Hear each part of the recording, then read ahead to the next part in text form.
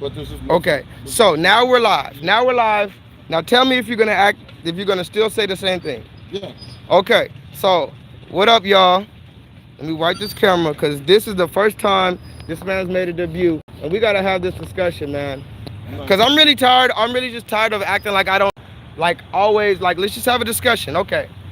So nobody's on live. I don't even care about the viewers. I want you and me to have a discussion, Michael. Okay. So I'm gonna start with this.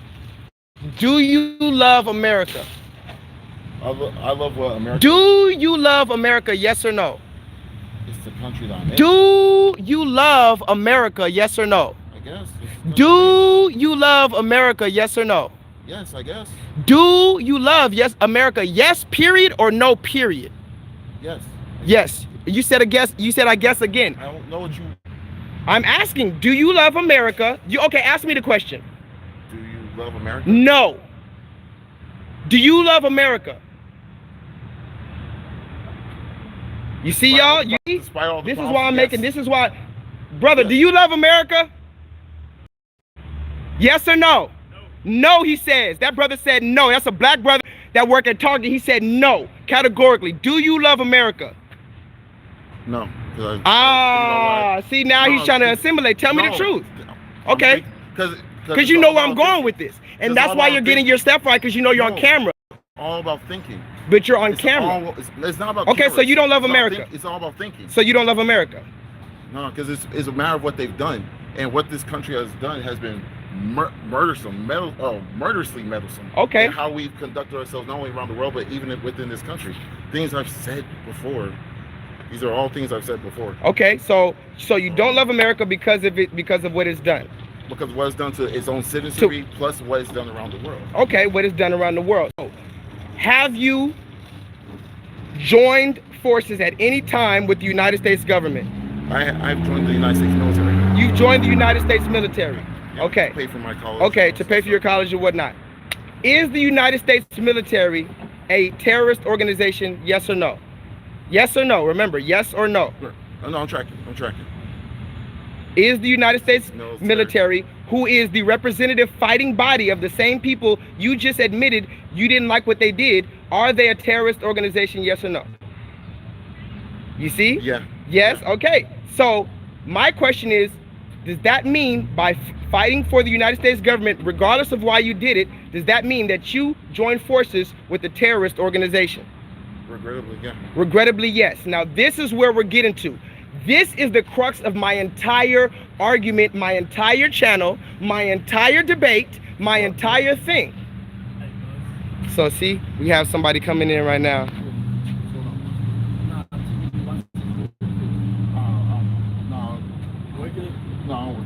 No, we don't even work here. No, you work here. I might be leaving. I'm having this discussion with him. Yeah. I can't even. Yeah, I would. You can leave if you wanted, but I wouldn't. You know. Because I'll be right back. But I'd feel wrong if something happened to it and you're holding me accountable. I can't be accountable for that. You feel me, brother? Nah. I'm just saying if customer service. Yeah. All right. So. Sorry about that, guys. It's okay. So, like I said, guys, the whole point of my argument, the reason why I started this live stream is because me and this brother, in case you didn't know, this is David Bennington. He's been on my channel before. We were supposed to make a video a long time ago. I met him a long time ago. We've had a lot of heated discussions. But me and this brother have a fundamental difference in opinion and outlook on Black America. Okay? It needs to be said that this man's parents are from where now? Panama. Panama. His family is from Panama. As we know, black people are all around the world. But it needs to be noted that he has family in Panama, because there's a distinction between people who have family born outside of the country and people who are born inside of the country. Like I've said before, a lot of people who are born in different parts of the country still have family, still have connections there. And if shit were to pop off, they could go to that other country. My black ass, I'm gonna be stuck in America if something happens. They keep telling me to go to Africa, but where the fuck am I gonna go? Am I gonna go to fucking Zimbabwe if some shit pop off? I'm not. I don't know anybody in Zimbabwe. I don't know the culture, and they might motherfucking whoop my ass and hit me in the head with a rock. So again, the discussion for Black Americans is different. So why I'm having this discussion, y'all, is because this man, David Bennington, every time I go in to start talking to people, hold on, bro. Remember, we're letting the people be the mediators. Wait, the reason why I'm filming this is not to embarrass you. You can film me if you want. You want to feel me? No, it's good. Okay. Well, the reason why we're having this discussion is because I want mediators to see this, and I want you to see. I want you and me to see. Because when I talk to people, sometimes I gotta watch the video back to see. Okay, that's how I sound. Oh, maybe I cut them off there. Maybe I wasn't listening. You might need to see yourself in action. How you just stop, you don't even address the facts. So what I'm saying is this: we had a fundamental difference because you feel like in order to get black people out of a stupor, we have to do one thing, right? Get ourselves together. Okay, so That's all I've ever wait, said. let's listen to this man and tell us. That's all. Well, oh no, wait, hold on. I'm gonna set up the question because remember, this is a channel that a lot of people don't know that what the conversation we're having. So I got to get them up to speed. Tell us, sir, who has family from outside of the country. Tell us how, quote unquote, African Americans need to get out of the condition that we're currently in. Tell us what we need to do. It's not even so much about It's not even so much about people who are born inside or outside the country. I mean, you can make that argument, but my argument has always been. Wait, hold on. Wait, before you continue, are you denying the fact that there is a fundamental difference in experience from a person who was okay? That's literally the definition of intersectionality. Okay, so yeah, so what do black people in America need to do to get out of this stupid? Well, I would say, this is just from my own observation, is we have to find a way to just get ourselves together. And this is the only reason why I say this. What if you eliminated everything that you deem as an enemy off the face of the earth, right?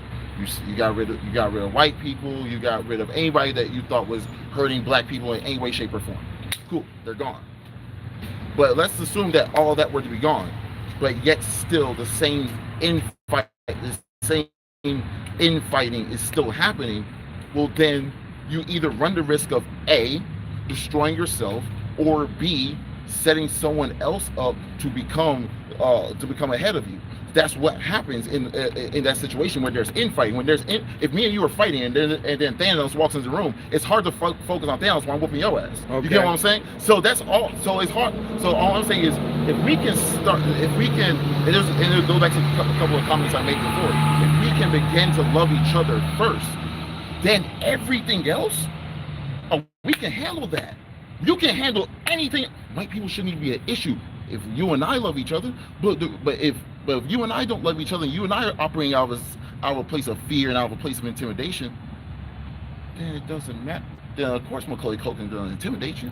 It's not that he's intimidating, it's that we're too busy fighting each other. So I'm saying if we just found a way to love each other and fuck with each other more heavily, then you don't have to worry about an outside force fucking with you, right? Or at least I don't think so. Okay. I don't think so. So now we gave the man a chance to give out at least his thesis for what he believes the condition of black people in and what we need to do to get out of it. I'm not here to personally shoot that notion down, but now this is my perspective and my reaction to what he said, people. Again, peace to whoever's in the chat right now, but this video is for documentation purposes.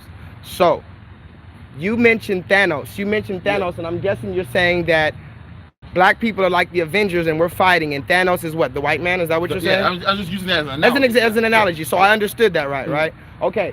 So it doesn't matter who it is. Okay, so are you saying, so then you're saying then that by saying that all black people got to do is worry about themselves, are you saying then all the Avengers had to do is just come together and love each other, and then Thanos wouldn't be a threat anymore? No, what I'm saying is Thanos, I put it like this: if Thanos, there's a movie called Captain America: Civil War. In the middle of the movie, the Avengers start fighting each other. Okay. If in that situation, they're fighting each other, Thanos shows up and says, "I'm gonna beat the shit out of all y'all niggas." It's kind of hard for Tony to focus on Thanos when he's too busy beating the shit out of Captain America. Okay. So it's hard for me to focus on what this issue is if I'm so busy combating. I understand that, but your argument was that because he's still a real problem. No, but that wasn't your argument. That wasn't your argument, sir. Let's remember, I have it on footage. Yeah, I'm not arguing. So no. This is why I'm filming this, because you change your argument based on when you start falling in a pit. No, I'm not trying to change my argument at all. I'm literally trying to say I just need y'all to watch this at home and tell me if I'm tripping, tell me if he's tripping, okay? The man told us that, okay, you tell me you just said now, because I have it on camera, David Bennington. Let's play it back, go ahead. Once again, I'm saying that if we find a way to love and respect and fuck with each other more heavily, then everything else. Sure, everything else is a problem. Of course, sure, technically it's a problem, but it's not as big of an issue as we're making it. What I'm trying to say is when you're looking at this building and calling it a skyscraper. No, it's just a store. But we're so busy fighting each other that it looks like a skyscraper. It's not. It's really just a building. So we have to look at white supremacy, the LGBT movement, everything else as just buildings. And how do you overcome a hurdle? How do you overcome a building? By working with each other, by working together, by getting on the same page, and getting things done. And then by doing so, that building doesn't look so big anymore. Okay, but again, that sounds beautiful. You sound like reading Rainbow. It sounds like Mr. Rogers' Neighborhood, what you're saying, but you are forgetting key elements, brother. And that's why I'm trying to record this, because then when I start telling, look, already this live has been going on for 10 minutes and 58 seconds. Right. I haven't talked at all. Right. And I'm still waiting to talk. Yeah, please. I'm allowing you. However, this is the longest thesis I've ever heard in my life. A thesis is supposed to be one sentence and then maybe some supporting arguments, but your shit is going on 11 minutes. That's fine, but I want to know when I can retort without you jumping in. Please. Can I retort without you making any kind of facial gestures or anything like that? Okay, so again, you talked about the Avengers and Thanos, right? Mm-hmm. Let's use that analogy. Most people understand that analogy. Yeah. Okay, and you said that the white man is Thanos. Yeah. And that the black people in America, whether it be the Caribbeans, African American, quote unquote, African, let's just throw them all together, dark-skinned people in America are the Avengers, right? Yeah. I like that analogy, right? I like that idea, the implication. Yeah. But now, if I need you to watch the footage back with your argument that you started with, and your argument that always was that all black people got to do is love each other, get together, and then it wouldn't be a problem. We don't got to worry about nothing else. That is fundamentally incorrect. I'm gonna give you two solid things, and I'm gonna let you go back because again, I've barely been talking for 1 minute.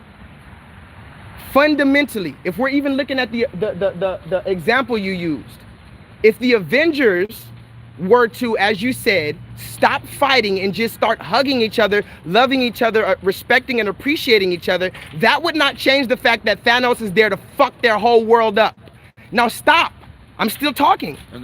But you started shaking your head. Look, I'm gonna just show your face because I want to. I'm not trying to get close. I want you to see because look, I want you to. The reason why I'm filming, I want you to see your face. It's blurry right now. Oh. You make these faces when I'm talking, and it's disrespectful because I listen to you with a straight face, even though I disagree completely. You're making faces, and you do. I'm not disagreeing with you. I haven't said anything. But okay, then why don't you just let me talk? And this again, family, why I'm filming this because I want to show how black men sometimes we can't even have a fucking discussion, a mature discussion, a mature, respectful discussion, allowing each other the same period of time to talk. I gave you 10 minutes and 58 seconds to talk. I'm 1 minute in and you already shrugging. Was something I said false? Oh yeah. Go ahead. Was something I said false? My minute and a half into talking before I even put a period on my sentence? I would say that the interpretation of what I'm saying is false. Okay, did you not call the white man? Did you not say, brother? Yeah. Stop with the semantics. I'm not using okay, I'm gonna go into the chat real quick. What I'm trying to say. I'm gonna go into the chat. Thomas Kearns, what up? Everybody's asking what is this? So this is a heated, as you see, the title, a heated debate with a fellow black man. That's exactly what it is. Me and this black man know each other. I believe this black man is a government agent. That's my thesis because he doesn't act like normal black men. When you try to have a discussion with him, he acts like a government agent. He's worked with the police. He says he knows that the United States government is a terrorist organization, but he also joined the United States military. He says to get money. So he's joined the terrorist organization for money. That sounds like that's what it sounds like. Okay. Again, you don't like the way it sounds. Yeah, because that's not what happens. Is the United States government a terrorist organization? No one's arguing that. Are the United States? What you're saying is, you don't understand why people join the military then.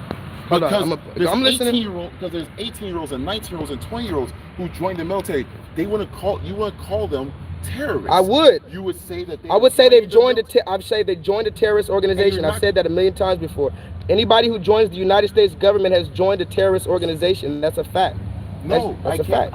I cannot look at that and call that a complete fact. Stand back. I want to see where you're at. Stand back a little bit. Stand right. No, stand right here. Some closer right there. Now walk forward. Walk forward. Walk forward. Stop. Back up, or like go to the left or that side. Yeah, right there. Where? Yeah. Now hold on. Let me see that white light post. Sorry, y'all. Can you see my hand waving? Yeah. Okay. All right. So go ahead. Well, I think it's a misinterpretation as to why people join the United States military. I joined the United States military to pay for my college education. Right. There's people who join. It doesn't matter why you join. Listen, and people at home, this is the reason why we're talking. Me and this man have a fundamental difference in ideology, and it's conflicting. I'm telling this man that the United States government, in my opinion, and in fact, is a terrorist organization. That's what I'm saying. I said that. I said that the United States government is a terrorist organization. If you want to know who they terrorize, for instance, they've terrorized many people, but including my people. Now, with that being said, this man started the footage. You can run it back, and he said he agreed that he does not love America. He said he does not love America, and he agreed that America is a terrorist organization. Now, and he also said he joined them to get money. So, this is what this man says, y'all. This is why it's important to study facts. He said from his mouth that there's a terrorist organization. He said he doesn't love the country, and he said he did it for money. But when I put those three things together and said, okay, so you joined a terrorist organization for money, now he doesn't like the way it sounds. Do you see what I'm saying? It's the same thing with the LBGTs. You're saying all this other bullshit, and then when I break it down and say, wait, so you have a penis, but you're calling yourself a woman, you get mad at the facts. The facts are, if you said you don't love America, it's a terrorist organization, you joined for money, how can you argue when I put those variables in a different order? Isn't if A plus B equals C, doesn't that mean C equals B plus A? So if you joined the United States government for money and it's a terrorist organization, when I say from my mouth, the army is a branch of a government, it doesn't matter why you did something. People do a lot of stuff because they're broke. People go and rob the bank because they're broke. Here's the catch.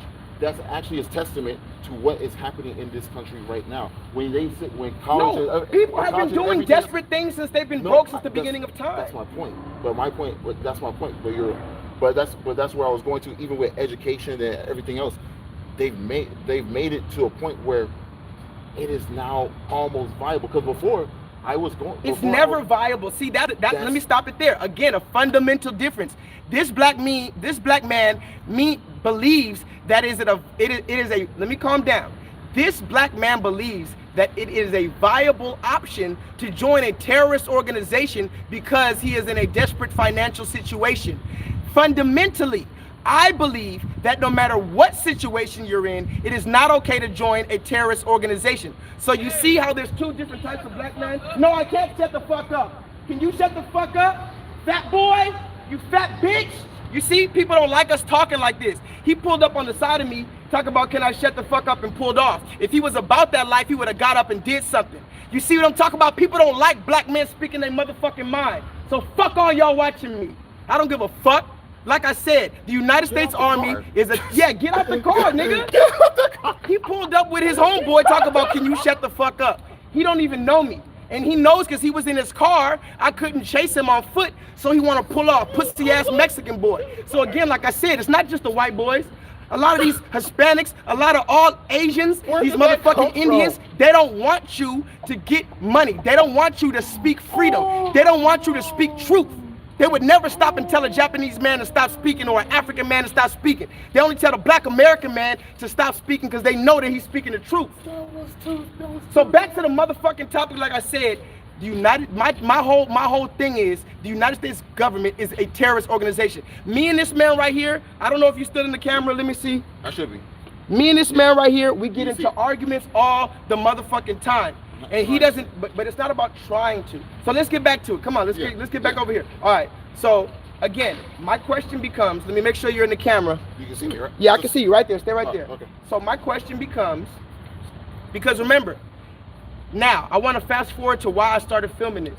This man does not agree with the way that I talk to people, to my people about getting out of slavery, right?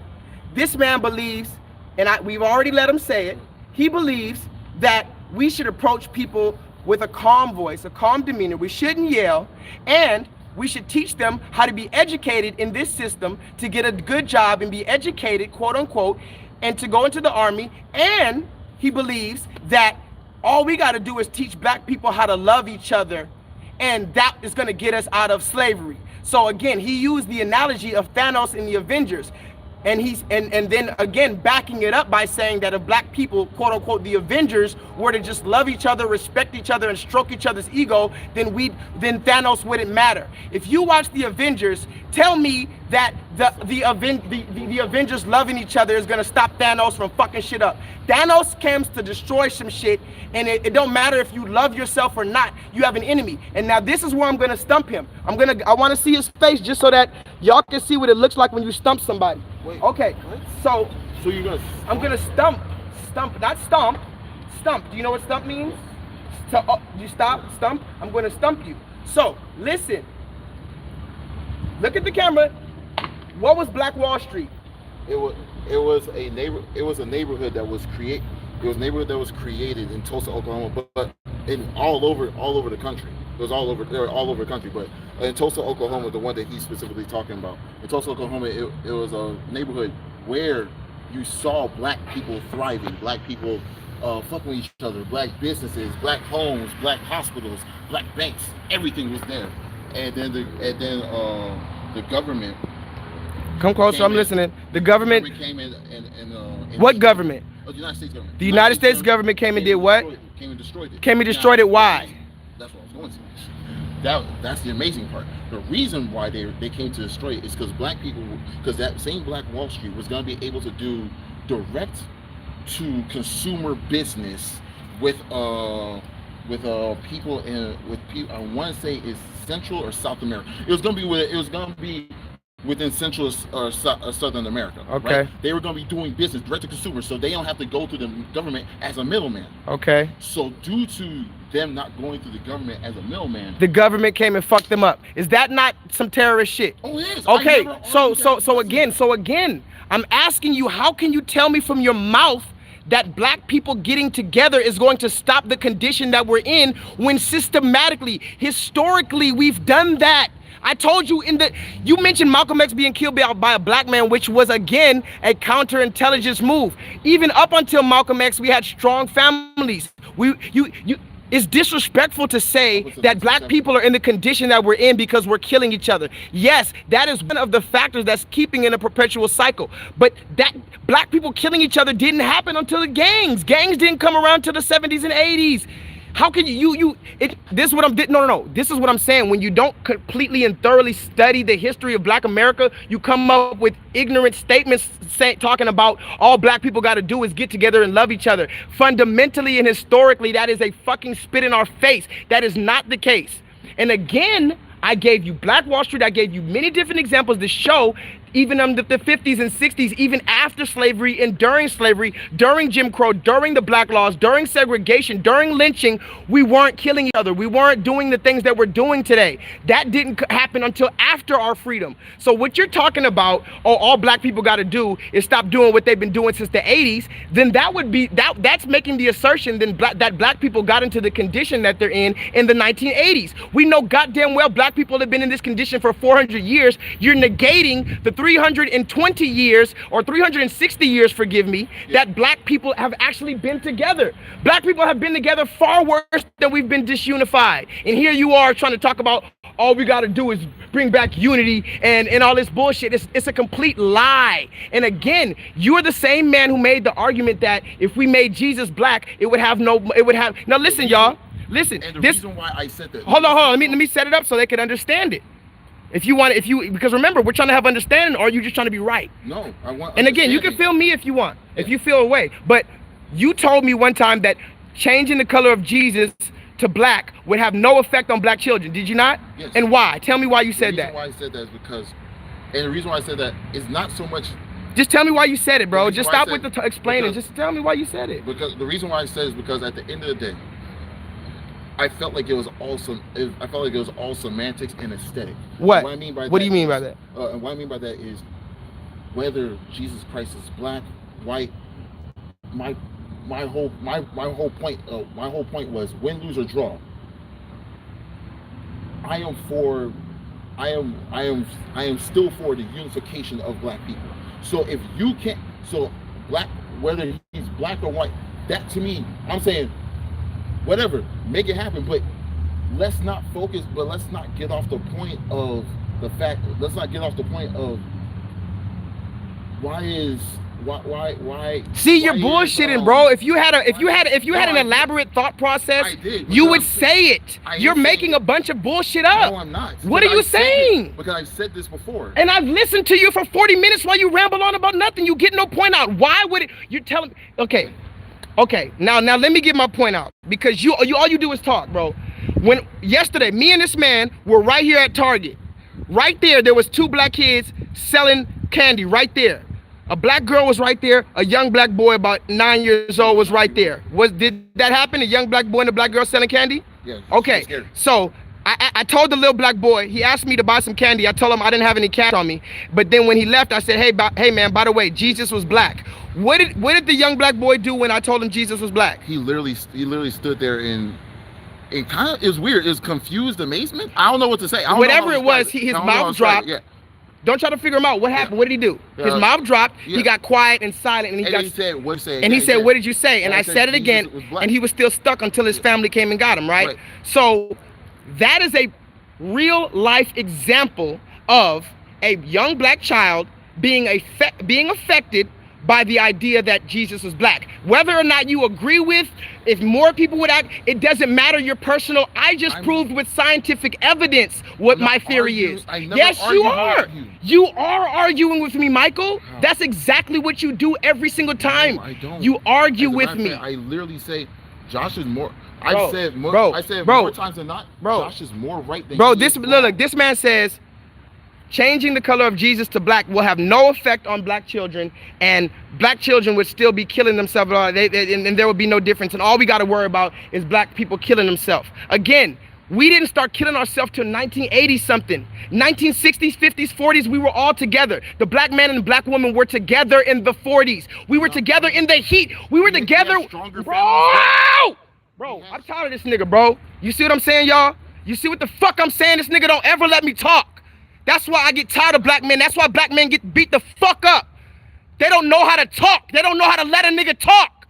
All you do is talk, Mike. You're a goddamn CIA agent. Just leave me. I'm saying that's why niggas get beat up. Why would I beat you up? What am I gonna get from it? Mouth for 5 minutes. I am agreeing with No, you. you're not. Yes, I did. I said that we had stronger families. You keep talking.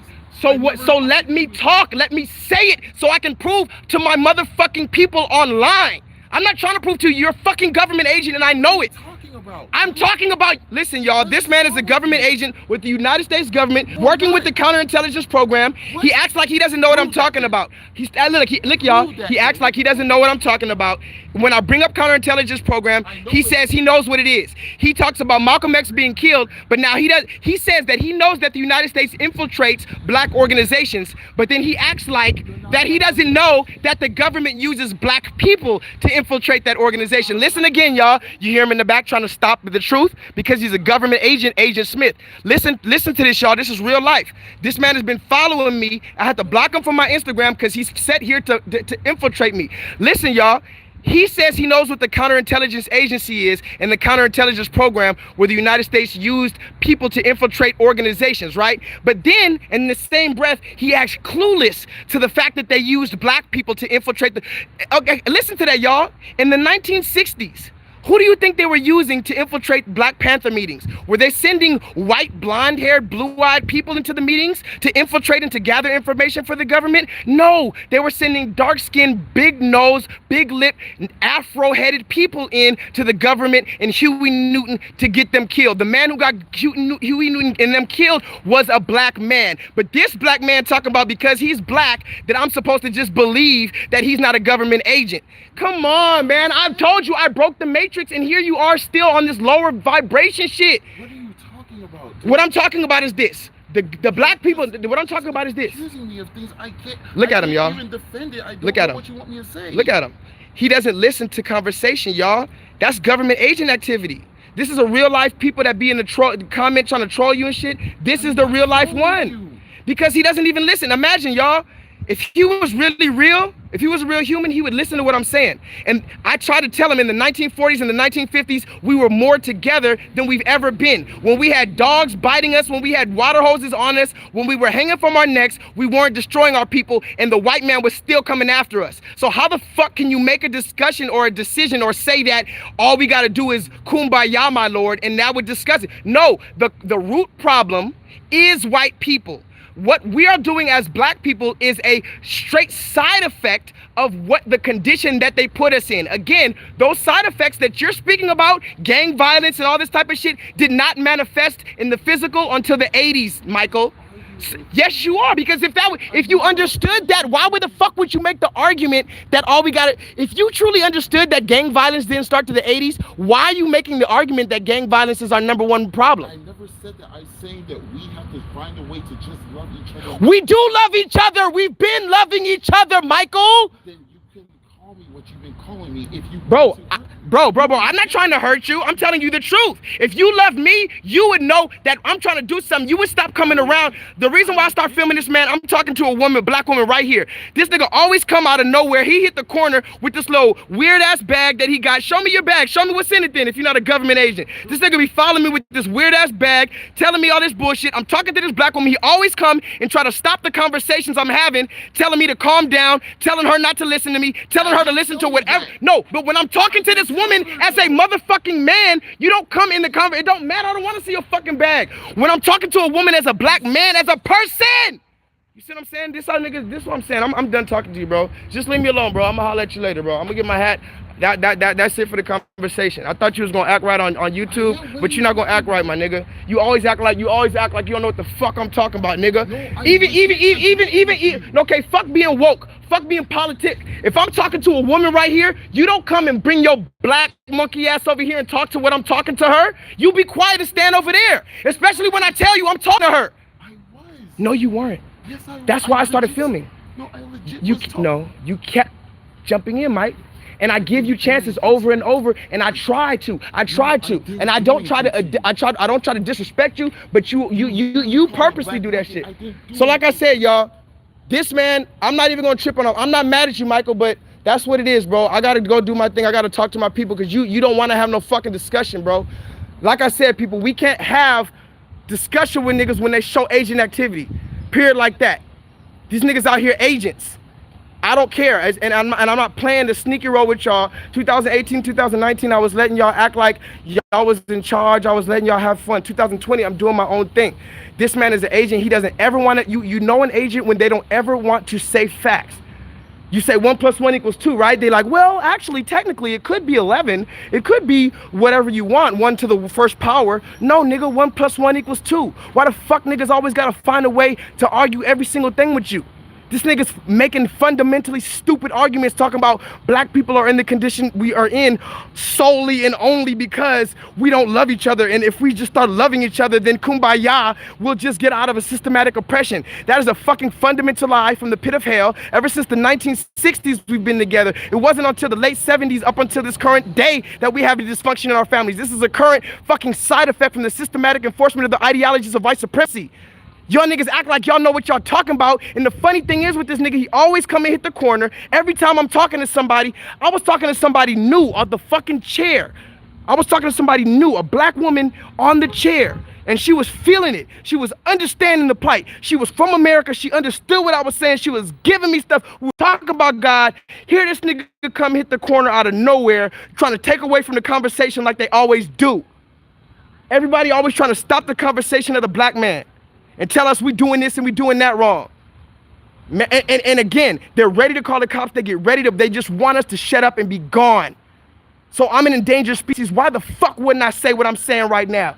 You think if the lion was going extinct and he could speak English, you think he would just be soft purring to you niggas? You think if the African lion was going extinct, you don't think he would be roaring with his fellow lions? Fuck is you talking about? I always gotta close my mouth. And then I got black people who are worse than white people. I can understand a white person or an Asian person, an East Indian person come and try to tell me to be quiet because me getting on my feet is gonna fuck their whole life up. But when a black man comes to me and tries to get me to calm down and all this other bullshit, he's always trying to take away from my message, the fuck that shit. I've known this man for over 2 years. Every single time I have a discussion with him, this nigga's trying to cape for the LBGTs and protect the LBGTs. He's trying to protect the white man. He's trying to protect the woman. I said the black woman has had 20 million abortions since 1973. This nigga said, well, why did they do it? I wonder why these black women are having abortions. Maybe it's something deeper. But when it's black men, he just say black men gotta do better. Black men gotta stop killing each other. Black men gotta do better. That's it.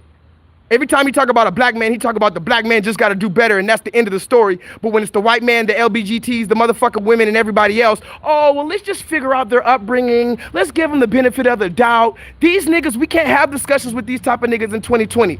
They're going to reveal your position. They're going to expose you.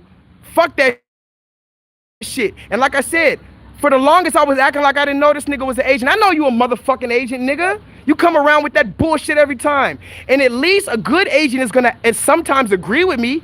The niggas who go undercover, at least they smoke the weed with the people and they do drugs with the people to make them feel trustworthy. How the fuck are you an undercover agent and you don't even ever agree with me? You're supposed to make me feel comfortable around you. But when I say 1 + 1 = 2, huh? You say, oh, well, actually, it might be 11 and all this other bullshit. You revealed yourself as an agent, Michael.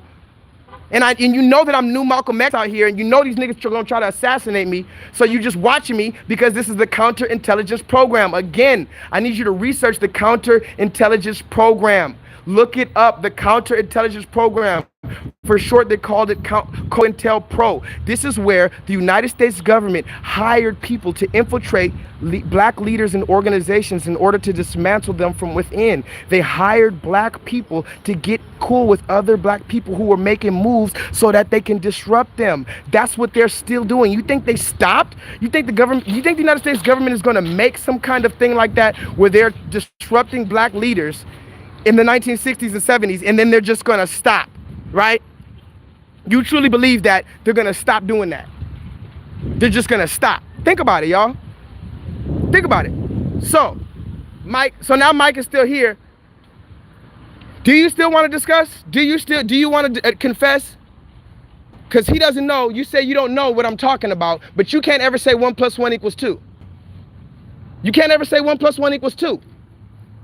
Every time I talk about the LBGTs, you're trying to find an excuse for why they're doing it. Every time I talk about the white man, you find an excuse for why they're doing it. Every time I talk about the black woman, you find an excuse for why they're doing it. But when it's the black man, you say we got to do better. That's not okay, Michael.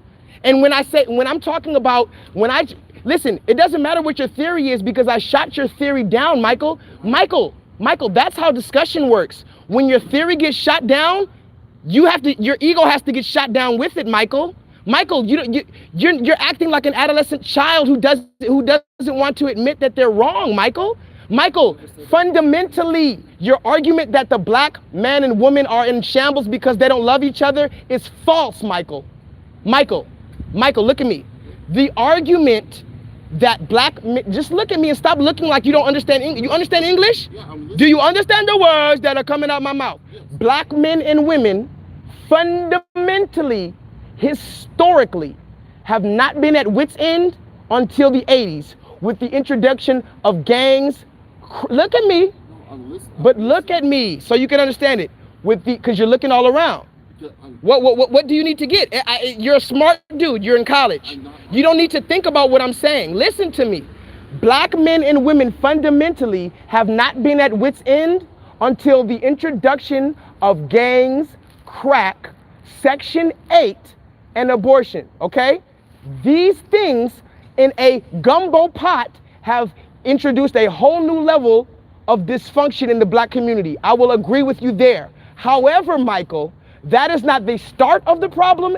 And as we see through Black Wall Street and other instances, that is not the end of the problem, Michael. So therefore, whether you held the belief of your theory before I brought that information to you, that doesn't matter. Now that you hear these facts that you or nobody in this cotton-picking world can deny, you are supposed to say, Joshua, you're right. You're 100% right. My theory about black people is wrong. And because you cannot say that, I believe you're a government agent. And because I don't owe you anything, I don't have to fucking trust you. Because the only trust comes with somebody who can speak the truth, nigga. You don't know how to speak the truth, just like the serpent.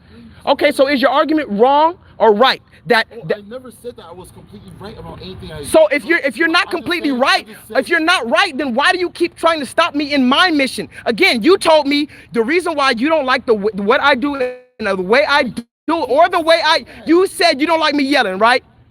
You said, wait. See, okay, look y'all. Look how this nigga can't answer a question. You said you don't like me yelling, right? Yes or no? Yes, when I first met you. You see how this nigga keep talking, y'all? All I said was yes or no. Watch this. Did you say you don't like the way I yell? Yes or no? Yes. Oh, yeah, you see, he still talks.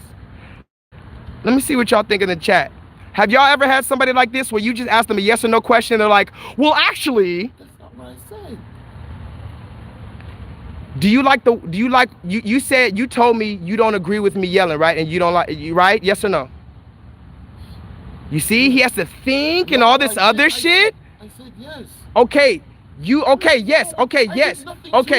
You don't like the way I yell and scream. Okay. So now listen. You did do something to me for 2 years. For 2 years you've jumped into my fucking conversations, Michael. Michael, when you and me are having a conversation, that's fine. When you jump into a conversation I'm having with somebody else, that's not fine, Michael. That's what you did today, Michael. With that, yeah, I'm gonna show y'all. So y'all don't think I'm fucking crazy. This girl right here, she went to the restroom. She's sitting right there. You see the bag? That's where I'm sitting. Okay, this girl right here. That girl right there walking up. Black woman. We were talking about God. She was understanding. She was smiling. She took her glasses off. We were having a real live debate. This nigga come out of nowhere when I'm vibrating high with her, and he just come in the middle talking about some other shit, trying to distract the conversation, trying to tell us what he has to say. When I was dead ass in the middle of a conversation with her, he jumped in without even asking and just gave his opinion. This is not the first time he's been doing this for years. So now he's sitting here making these faces like, oh, I don't understand. He don't fucking understand that that's not the etiquette of a man. You don't understand. I don't know how to do it in Panama or where you from. As a man, when a man is talking to someone else, and especially if he tells you, hey brother, can you please be respectful and let me finish my sentiment? As a man, I don't care if we're talking about douche products. I don't care if we're talking G-string pantyhose. If I'm talking to someone else and I tell you to please respect me and allow me to finish my thought with that person, you do not jump in the conversation, Michael. I don't know who raised you. And you still doing all these funny sentences. You're supposed to be like, yeah, you're right. See, that's why I'm filming this. I need men at home and women to see what it looks like when you don't operate as a man.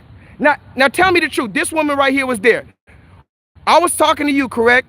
And I know you don't want to make a big deal about it. I'm not asking you to throw nobody under the bus. Me and you were talking, huh? Yes, sir. By ourselves, huh? Yes.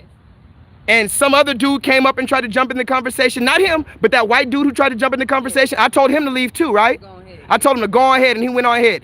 This man came in and jumped into our conversation without asking. Did not? Okay, yes, sir. Okay, he did. That's all I want to ask, because I'm going off on him because I'm trying to get him to understand the etiquette of two grown people talking, especially about something passionate. And then when I ask you to please give me a moment to finish this thought, and you still jump in and you act like you don't know what I'm talking about, wouldn't you say that that's some ignorant nigga shit? Yeah, that's some ignorant nigga shit, right? Like, and I told him, like, with less evolved creatures, like that would be the type of nigga that get beat up or shot, huh? Yeah. Just in a different environment. Yeah. Because here I am talking about something important and you're disrespecting me now. Because I'm not just gonna pull out the gun and shoot you when you barge in, but once you barge in, I say, hey brother, just give me a minute. Let me talk to the sister right here. Yeah. Now you continue and make this face like he's a 4-year-old child not knowing what he did.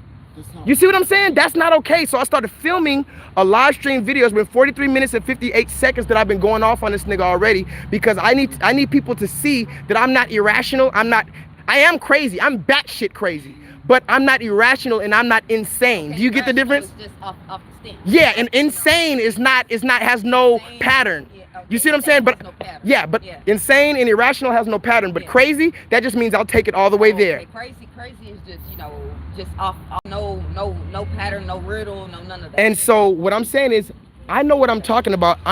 He knows who I am. He acts like he doesn't know who I am. I had to film this to get people to see what it looks like. So y'all, again, this man is gonna do the same thing the whole time. Can I say something? You never disagreed. I get it. You did disagree, Michael. No, I didn't. You disagreed with the way that I teach, No, Michael. what I said, Michael, can I you, be clear about what I go said? ahead, Michael. Go ahead, Michael, because you're gonna talk for 50 minutes, and I'm not gonna allow it. Go ahead. What I simply said is that there are different positions for everybody. Okay, stop there. There are different positions for everybody. So do your fucking position and leave my position alone. I didn't touch your position. You always touch my position, and you always tell me about. Why are you still telling me about different positions, Michael? Michael, why are you telling me about different positions? Michael, 2 years ago, we talked about the different positions. 2 years ago, I told you, you do your position. No homo. But yeah, 2 years ago, I told you, you do your position. We've had this conversation for 2 years. That's why I'm this mad. Yeah, this isn't a dude who just walked up on us. We've had this discussion for 2 years. For 2 years, I've told you, you do your position, which you said you tutor young kids in English and math. And I do my position. I scream my head off and tell black people to get their minds out of the gutter and out of slavery. That is my position. You have done your position. The problem is you always come when I'm doing my position and my job, and you try to do your position in mine. But you never see me in your classroom when you're tutoring the kids in math and English, trying to yell at them and give them my perspective. You don't see that. But what we do see is when I'm talking to my people, you come and do your thing. That is the fundamental problem, Michael. It doesn't matter about anything else you say, Michael. That is my problem with you. Do you understand that? You see how you look down and won't even agree? This is what I'm saying. These type of niggas cannot come to the kingdom with us. I said yes. I never. So anyway, y'all, with that being said, I'm going to read y'all comments before I go. My battery's low. I love y'all. Okay. My dude said, ask you about your bag or your pockets. Are you wired? Are you wearing wires? Can you show us your bag? Do you have a camera in there? Do you have a recording device? Is that what they said? Somebody said ask him about his bag. He come with this bag. Charlemagne the God in there. It's not a problem. But Charlemagne is a bitch nigga. You should be reading the Bible. Exactly. Okay, what else? I myself. Let's see. Well-spoken thesaurus. So he know, look. Oh, so he's reading the well-spoken thesaurus on what to say and what not to say. Yeah. So he knows. It's from my English student. Okay. The most powerful ways to say everyday words and phrases. So see, this man knows the phrases to use. Instead of saying no way, he says far from it. Instead of saying bad mouth, he says speak harshly of. Now, to the average person, you would think that's innocent, right? But a government agent learning how to use certain language, when we know that language is important and we know that the government uses our psychology against us, that's happens to be No wire. Okay. no wire. He says he has no wire. Is that domino? Oh no, those are like little. Yeah, I Okay, well, I don't know, man. All I'm saying is my homeboy in the look. I didn't write it. Look, my homeboy here. My homeboy here ask him about his bag or his wallet, because listen, I can't trust this. If you can't, Michael, the thing is this, Michael.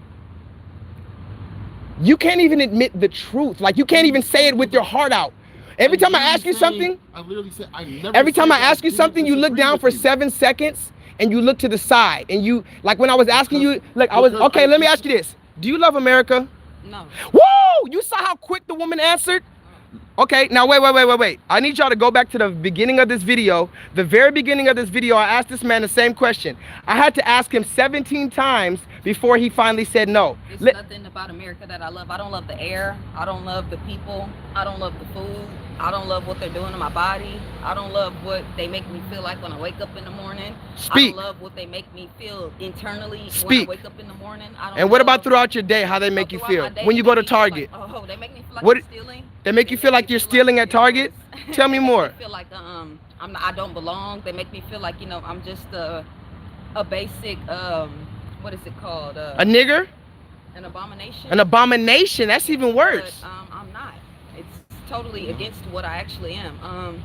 Why do they make you? Why do they make us feel like that? Why do they go out of their way? Is it an accident? Wait. Maybe let's play devil's advocate. Maybe it's an accident that they're making you feel that way. I'm not gonna call it an accident, but what I am gonna say is I feel like it's an accident that I personally feel this way because I shouldn't. I don't feel like I should feel this way. You know, I feel like it's a prize for me to be walking even in front of these people. You know, and I feel like it's a prize for me to even be around any of these kind of people. You know, and it's just like a total fucking a fuck up. I'm gonna put it like that, a fuck up, because that's someone looking at me in my face as I say this. It's a fuck up as of the fact that I get treated like this when I come in public, or when I, you know, even just choose to engage into people like this. When I choose to speak when I walk into Target, when I choose to speak when I'm walking to Target. You know, it's all on my own heart, and it's all on my own will. I don't have to. You know, hello, how are you doing? But I don't have to. Right. You know, at the same time, it's just...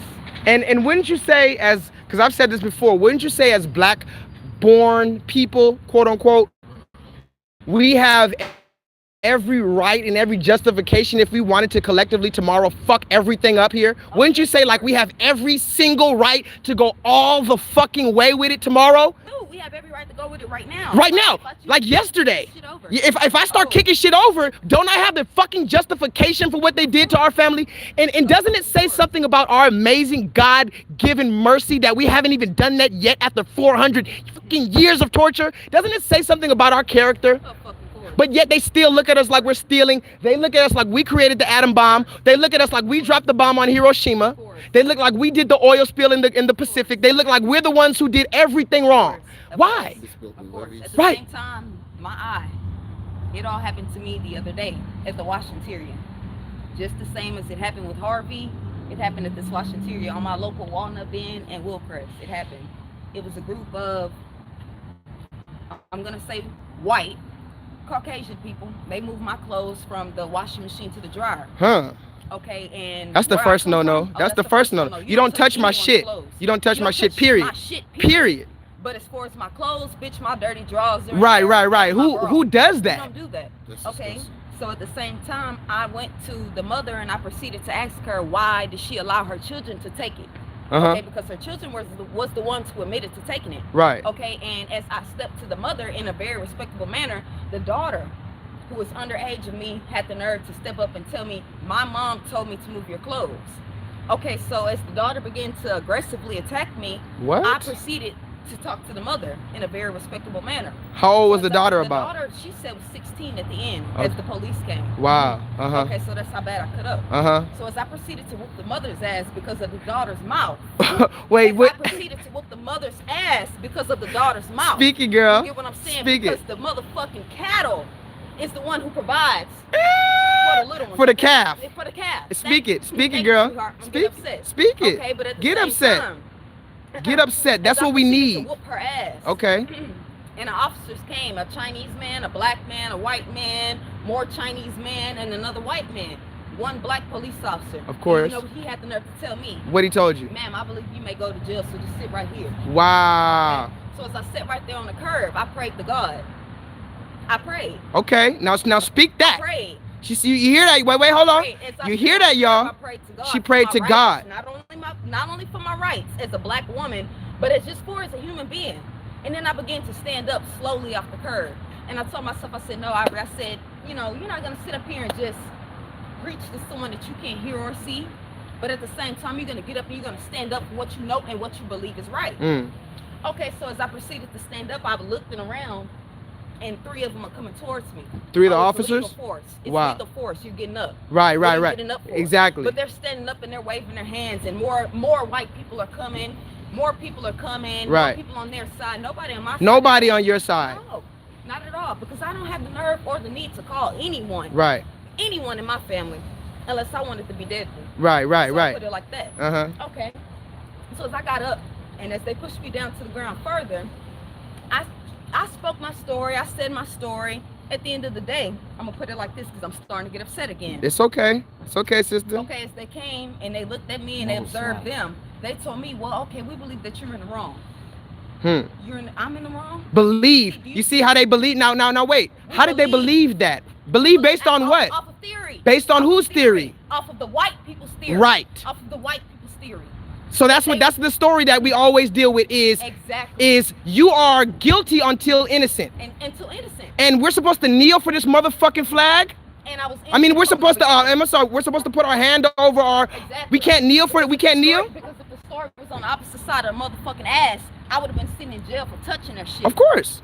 They would have, exactly. It would have, because then no matter what, they find fault in you, Exactly. black woman and black man. Exactly. That's the point that we're trying to say. It's not that we're fucking complaining how these fucking, before you pulled up, some fucking Hispanic dude pulled up and said, hey, can you shut the fuck up? He literally said that. He had the nerve, but guess what? Then he drove off. He didn't say it as he was walking. He pulled up in his car and drove off. But guess what? Hold on. But wait. Guess what? Why did he do that? Because he only feels comfortable telling a black man and woman that, hey, can you shut the fuck up? He wouldn't tell no Palestinians to shut the fuck up. You know them Palestinians who be going on and on about Israel and all this? He wouldn't tell them to shut the fuck up. The Japanese who be going on and on about their samurai culture or whatever it is. He wouldn't tell another Hispanic people to shut the fuck up. But only because it's a black man and he's seen that you can disrespect me and have no repercussions. That's the only reason why people tell us to shut the fuck up and follow us around the store and can I check your bags and all this bullshit and, oh, I believe you may go to jail. Because remember, when your black ass goes to jail, everybody just goes upon their day. Remember you said earlier about statistics? They want us to be, and I was younger when I used to hear that word, son, don't be another statistic. And I used to say, what is a statistic? And it wasn't until I got older I said, damn, I never want to be a statistic, because you know what that means? That means you are just another story that they wrote. They wanted you, they feed us to the prison system and they feed us to the cemetery like it's a fucking buffet. It never stops. This entire country is fueled on the blood, sweat, and tears of the black man, woman, and child. So when I tell you, sister, that you gotta keep staying strong, you gotta stand for God, you gotta smile, give a fuck about what they do. Give a fuck about what they do. We gotta, and this is where Mike is correct. We do have to love each other. But the problem, his theory is, if I start loving you, sister, that will stop racism. Is that true, sister? No, wait. Because I see black people loving each other all day. Now hold on, let her talk now. Talk to me. I've said it from the beginning. I've seen black people love each other all day. But at the same time, that doesn't make the white man love us. No. And then as the Japanese, as the Chinese, the Korean, the Asian, the what are they? Latino, everybody. Latino, Mexican, Salvadorian, whatever the fuck, Cuban. It doesn't make them love us the same. Will I touch you just because we're black on black? It does not make it the same. It does not make it the same. That does not speak to the world. It doesn't. It makes more of them want to become against us. Yes, because now we have unity. They're scared of that. They're scared of unity. Let's talk about the Bible. How in the beginning of Exodus, the Pharaoh said, let's cut them entire people off from being a nation and kill all the firstborn boys because we fear that they may get stronger than us. We weren't even in position yet to be stronger than them. They saw our power from birth. They said, let's kill the babies, because that was when Moses was born. That's why Moses had to flee from his place and go to Egypt and be born with them, because they tried to kill all the firstborns because they said, let's cut them off from being a nation. They hate the idea of us coming together. So what I'm telling you is fundamentally, again, here's another example who telling you that loving each other and wearing our nappy natural hair and kissing and being black love and melanin, black magic, black guy, black man, black woman, that is not enough to stop the enforced systematic ideologies of white supremacy. So therefore, Michael, you are, because you said that is where our problem is and becomes an end. That's what you said, Michael. Yes, I did. And it's wrong. Admit that that's a wrong statement, Michael. It is. Okay, so you're wrong then. Can you were wrong? Thank you, Michael. For the first time in 2 years, you've admitted that you're wrong. Now wait. Now that you're wrong, I'm gonna need you to sit back, reevaluate. Because guess what happened? You know Deontay Wilder and Tyson Fury, the boxers? Deontay Wilder just got knocked out, right? Yep. Okay, I love Deontay Wilder, but guess what everybody's saying? Wait. They're saying he needs to go back to the drawing board, because all he has is a good right hook. So guess what? I need you, since you just admitted you're wrong and you know it, I need you to go back to the drawing board, because I've been in the drawing board, and so far my theory doesn't have any holes in it. So far my theory, when I talk to other black people, they shake their head like this. Yes. They say, yes, black man, you're correct. You're the only one who tells me that I shouldn't be yelling like this. So that's why I don't like talking to you, because you keep telling me some bullshit, but when I talk to my black people who really feeling it, you grew up with, how much did your provider make a year? Say it. I was raised by both my aunts. You were raised by both your aunts. How much salary did they take in per year? One of my aunts made $80,000 and the other aunt made 100. Listen.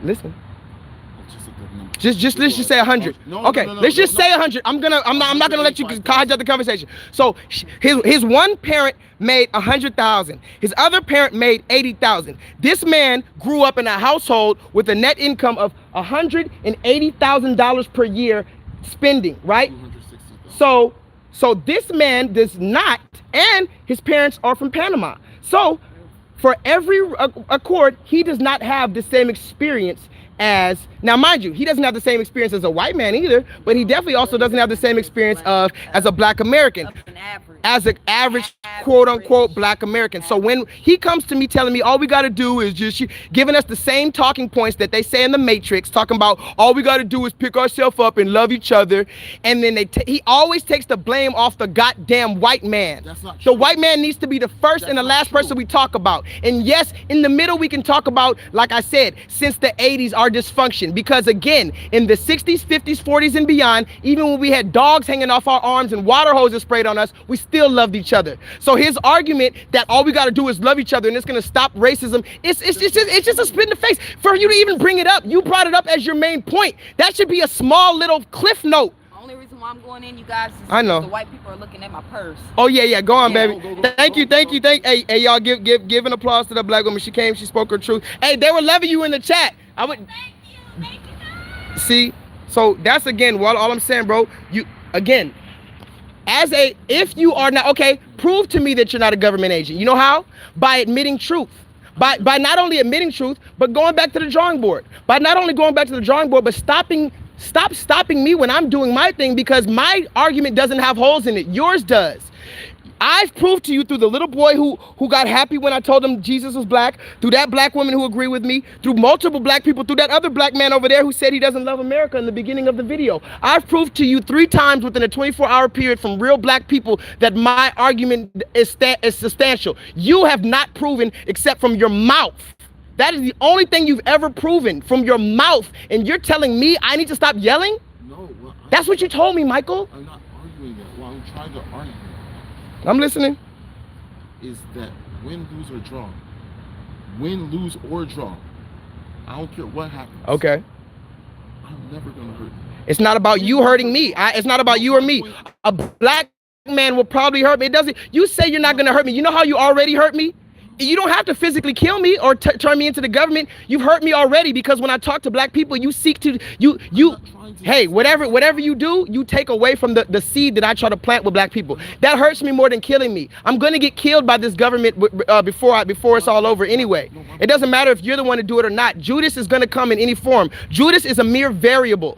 I'm telling you that if you claim you love me, you claim you're not a government agent, you claim you don't want to hurt me, don't take away from the message that I'm sowing in the hearts and minds of black Americans who didn't have $260,000 net income every year, Michael, my black Americans had maybe $30,000 to work with, maybe per year. It's not your fault, but since you don't have our experience, Michael, you cannot speak for us or to us. You have to sit the back seat, Michael. It's just like when we were a kid and our parents knew how to drive. You sit in the back seat in the car seat. It doesn't mean you're a bad boy. It means at the driver's seat you're gonna crash. A 3-year-old sits in the back seat. In this analogy, you are the 3-year-old because you do not have the same experience that the black American has. Simple, Michael. It is simple. I don't understand how you can't understand that. I do understand that. I've never said I didn't. But you told me that there are different positions, and you've told me over and over that I shouldn't be, or let's just not even say that you didn't say that. You said over and over, you mentioned it to me over and over that, you're not going around yelling and stuff. You mentioned how you're not yelling at people as if me yelling at people is a problem. And see, you're gonna act like you don't know what I'm talking about. No, I know what I'm saying. But I'm also saying that what I'm also saying is that win, lose, or draw. Of course, I understand that black people love each other. I understand that, but I also understand that Nipsey Hussle and all these other people were killed by black people. Nipsey Hussle was, again, listen, y'all. He keeps on talking about Malcolm X and Nipsey Hussle were killed by black people. Listen, okay, Michael, listen, again. What is the counterintelligence agent program? I know what it is. Okay, so then who did the government get? Did the government get Asians to infiltrate the Black Panthers? No, it was Who did they other get? black people. Other black people. So why are you telling me that a Because- black man killed Nipsey Hussle? Because I am saying this. I don't care what happens, win, lose, or draw. Win, lose, draw, whatever. Don't matter what anyone does for me. There's nothing that anybody can give me that make me say, I'm gonna hurt Josh, or I'm gonna hurt my brother, or I'm gonna hurt well, Jay, that's what I'm you're gonna saying with your mouth, but it doesn't matter about you. I'm saying that there are black people out here. I don't know if you are or not. It doesn't matter if you are. You're not. See, you see how he doesn't listen, y'all. But like I said, I don't want to take too much time, but what he doesn't seem to understand, although he does understand because he studies this psychology books and he's learning how to psychologically manipulate and gaslight and passively aggressive do reverse psychology on people. What this government agent doesn't understand is that, okay, everything you're saying, every time I try to shoot it down, you just keep talking and you act like you don't hear me. The counterintelligence agency was done by black people. And here you are telling me, oh, because you're black, I should trust that you're not going to do anything to me. I don't know that. Yes, Malcolm X was killed. And then you're using the fact that Malcolm X and Nipsey Hussle were killed by black people to say that that's why black people are in slavery. No, the black people who killed Nipsey Hussle and Malcolm X were government agents sent to assassinate them, and they did it because they were in a low financial position. Anybody who's in a low financial position is going to do desperate things. Again, you go tell a homeless man you're going to give him $100, he might suck your fucking dick. Who knows? They're gonna do things that they would never do. Things they would sell their soul for a fucking sandwich. So when you're talking about black Americans who historically have never had anything, when you have a white man and the government come to them and tell them they're either gonna put them in jail or they're gonna give them money or they're gonna do some incentive for them if they go and kill this person, who, mind you, black people already, yes, don't love each other as it is. So you get some random gangbanger or whatever to go and say, hey, I'm gonna pay you $100,000 and we're not gonna send you to jail if you go and kill Nipsey Hussle. He's like, kill Nipsey Hussle? I'd have done that for 25 cents. Niggas get killed in the hood over a dime bag of weed. You don't think if the government comes to a black man and says, we're gonna give you $100,000, they're gonna do it? Yes, they'll do it. So what I'm saying is, I don't care about any black man or any black woman telling me, oh, just trust me. I don't trust anybody. I trust words, I trust actions, I trust spirits. You know what a man told me right here? The comment that this man said about you? He says, your eyes look shifty and you look nervous. Now film me. Now film me. Yeah. Hold on. Make sure you get my eyes. Wait. And don't stop recording. Keep it right there. No, look at my eyes. Look at my eyes, y'all. Do I look shifty and nervous? You see how when I'm speaking, I'm saying, whether you believe it or understand it, agree with it or not, this is what I'm saying. I said the United States government is a terrorist organization based on the historical evidence that they have done to the people of this, the original inhabitants of this land. I said that. I said from Black Wall Street to the Tuskegee experiments to Flint, Michigan, the United States government has enacted terrorist activities. And anybody who fights for a military, which by definition is the land body, and army is by definition the body of land, or the group of people who fight for this organization, anybody who joins the organization of a known terrorist is also an accomplice to that murder. So anybody who joins the United States government is joined forces with the terrorists. That's what I said. That's what I said. And as a black man, I've already been labeled as a terrorist, so you can say whatever fuck you want about me. Now tell me, y'all, do I look shifty? That's what I want to see from you, Michael. I want to see that when you look at somebody in their eyes, you stop looking away, you stop looking down. When I say 1 + 1 = 2, you say, yeah, it does equals 2. You don't look around and think about it and find the best way for the argument to still go in your favor. When I see niggas doing like that, man, woman, black, white, Asian, anybody in between, when I see somebody that tries to keep their argument going by denying the facts in front of them, that's delusion. That is the textbook definition of delusion, and that is the textbook sign of a government agent, or even worse. I would love if you were employed by the government, because at least then you have some incentive. At least you're getting money. But if you're just a real, just ignoramus agent who doesn't even know they're an agent, that's even worse. That's even worse because you're not getting paid and you're still not following the truth. So what I'm saying is, brother, I don't look shifty. If you want me to believe you, talk to me. When you tell me something, like that shirt is red, it doesn't matter if I want you to be wearing a blue shirt. If your shirt is red, I have to say, yes, that shirt is red today. It is. But every time I ask you something that you know is true, you looking around and finding ways to still save your argument, Michael. And you study psychology and you're in college, so you're not stupid, Michael. God damn, and that's why I get mad at you, Michael. Because you need to do the undercover job better. The undercover cops who try to infiltrate drug dealers, at least they'll buy a sack of weed every now. They'll buy a sack of coke. They'll smoke some. Nothing wrong. What you did wrong, Michael, was you. I didn't call you out your name. It doesn't matter. You did worse. I didn't do anything wrong. If you called me out my name and disrespected me, I would rather that. If that's how you felt. If you say you're a bitch, I'd rather you call me that because that's how you feel. You did something worse. You come with ill hidden intentions like a deceiver and a snake and a slithering snake. That's what the serpent does. No, I don't. You trying to act like the white, you acting like a white person right now, acting like the victim. You know goddamn well what you do, and I want you to, watch my channel you've been watching my channel for 2 years. I want you to go back and watch this video. And I want you to show your family and your friends and show anybody else and ask them, who is the one tripping right here? I gave you the first 15 minutes to say something. You didn't say shit, and then when I chopped it down, you still didn't, and you still don't want to just say, Josh, you right. You don't even want to say, Josh, you're 100% right, and I'm going to go back to the drawing board. Okay, say it. Said the words. Say, Josh, you're right, and I'm not going to tell you anymore, and I'm not going to jump in your conversations, and I'm not going to tell you what you should be doing, and I'm not going to tell you about the different positions in the war. Tell me that, because for 2 years you've been telling me about the different positions. I literally said I know there are different positions in the Army. But Josh, I also said that you were always right. I've always defended you. So if I'm right, why tell me anything? Because I'm not telling you, I'm not saying anything. All I'm saying is win, lose, or draw. All I say is win, lose, or draw. No, because you keep telling me about my position. That's the problem. You're Shaq, I'm Kobe. Let's just say that. Shaq does not go to Kobe telling him about his position. No. So don't ever mention my fucking position, because I don't mention yours. No, but what? What don't you get about that, Michael? Hear me out. That's all I want you to do is just hear me out. I've been hearing you out for 2 years, Michael. No, you haven't. Because if you heard me out, then you would have heard me say that Josh has been more right than wrong.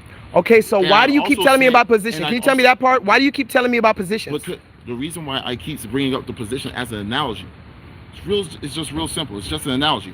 What I'm trying to say is I get the analogy. Why do you keep telling me that I don't? That's like you keep telling me about a red shirt. I see it, bruh. I see it. You keep telling me about positions like I don't understand. There's in the Army. No, I do. I understand your position. You told me what it was earlier. You said you tutor the kids in math and English. Do that shit. Go tutor the motherfuckers down there. You never see me over there interrupting you tutoring them. So what do you mean I don't understand your position? I don't care about your position. Your position is what you do. Why do you care about my position? You're always trying to tell me to stop yelling. You're always trying to get people to last time I was talking to a Hispanic man, and I remember it. You might not remember it, but that doesn't matter. I was talking to a Hispanic man. Me and that Hispanic man were talking. He understood me. I told him that black women are wearing fake hair on their heads and that Hispanic women are not doing that in large numbers. You then jumped in the conversation and said, well, how do you know that, Josh? Yeah. Now, mind you, that's an example. Now, stop. First of all, again, when I'm talking to one man, don't jump in the conversation between me and another man. That's the first thing, bro. Like I said, even if we're talking about how long our toenails are, don't jump in the conversation between another man. I think that you should know that, brother. I think that and I don't know if it's because you were raised by these women or whatever, but in the hood where I'm from, we don't do that, Michael. Michael. What did my parents do to you now? They didn't do anything, but I'm talking about our upbringing. I was raised in Los Angeles, California on the streets where if I jumped in another man's conversation, I might end up dead.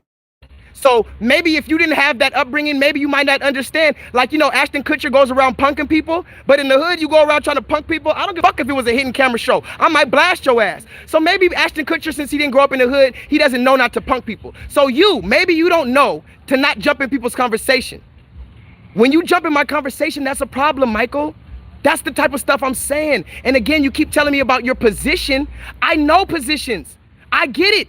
I get it. In the Army, we have somebody who just works in the kitchen. We have the medic people who just stitch up the wounds and the explosions and amputate your legs. We have the people who have the guns on the front line. We have the sergeants. We have the people who operate the drones. We have a million different positions in the Army. But the person who shoots the shots does not come and tell the medic what to do. The medic never goes and tells the sniper how to pull his gun. So what I'm telling you as someone who is, you admitted your position is to tutor kids and get them a quote unquote education in this system. Whether or not I agree with that, I allow you to do that. I'm telling you, my position is to yell at black women at the top of my lungs and black men and black children until they wake up from this stupor that they are in. That is my position, Michael. I do not need you to ever in your motherfucking life again tell me about positions. I get it. You do yours, I do mine. Do not jump in the conversation with me and another man or another woman or another child or while I'm praying and try to jump and juxtapose and hijack the conversation to fit your needs. Do not do that, Michael, because I don't do that to you. Can you respect that? Yes or no? Yes. That's all I had to say, brother. I don't hate you. That's what I want. I don't hate you. And you see how you're doing all this? You're shaking your head like I'm doing something wrong. But I need you to play this 1 minute and 15-second video back. This 1 hour, forgive me, this video is 1 hour, 15 minutes, and 18 seconds. I need you to play this back and see what it looks like to have a civil conversation. I was trying to have a civil conversation. I need to document this so black people can see the different types of shit we're dealing with. I don't only have to deal with the shit from from white people and all these other people. I have to deal with other black men and spend fucking hours yelling at the top of my lungs because you don't want to admit facts. That's not okay, Michael. And even if you don't want to admit facts, admit your facts over there, or let me go over there. Every time I'm somewhere talking, you hit the corner, I'm like, where did it, like last night, right when I finished my live stream, you hit the corner like, Josh, like, nigga, how you just pop up like that? Like, don't do that. And on a side note, like I said, I'll talk to you all day. And even if we personally disagree, I may get frustrated, but it's a whole nother level of disrespect when you are jumping in the conversation I'm having with a real life black person who is really suffering, Michael. Your family makes over $200,000 a year, Michael. You're not financially suffering, Michael. It doesn't matter what you say. You're not financially suffering, Michael. My family out here are financially suffering, Michael. That brings on emotional and physical suffering, Michael. So therefore, when I'm talking to my family about the emotional, physical, and financial suffering, Michael, do not jump into our conversation because you do not know the flavor of the motherfucking Kool-Aid. You get it? That's all I've been saying. And I didn't want to film this. You saw how many times I wanted to pull out my phone? I was like, let me not film this because I don't want to disrespect him. But I have to film this so you can see it and the world can see it. And I'm tired of you playing with me like you don't know what you're talking about, Michael. It's the same as these white people when I say, hey, did you know that Abraham Lincoln and that George Washington owned slaves? White people act so fucking clueless like you're acting right now. Or women, when I talk about Cardi B, women act so fucking clueless. Or the LBGTs, when I say, they out here twerking with little boys, they act so fucking clueless. So what I'm saying is, I don't care about words, Michael, or even relationships. Do you know that I haven't talked to my mother in over 3 years?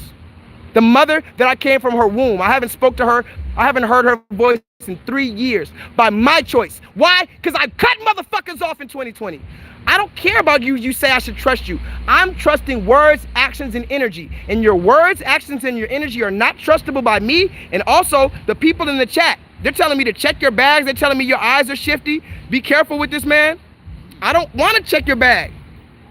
You're doing nothing wrong, man. Thomas Kern says, out of curiosity, ask, are they watching you, and see where his eyes look? Are they watching me? No. Nobody, I didn't see anybody. I was making sure that nobody was coming up behind you or doing other kind of crazy shit. Are you working with any government organization? No. Are you working with any organization to infiltrate me at all? No. Are you giving anyone any information about me? No. Are you giving any outside person that I don't know any information about me? No. I just keep it between me, you, Jimmy, Jimmy, and Cordero. Just the guys at Starbucks. So they asked me, hey, have you seen Josh? Where has he been? I'm like, oh, I saw Josh yesterday. He was over here. So I'm gonna ask you again. Do you love America? No, because of what it's done. It doesn't matter about why. I'm just asking you. Do you love America? No. Okay. Why did you join America then? Why did you join America's team if you think they're a terrorist organization? For money? Because. Was it for money and financial security? It was for my college.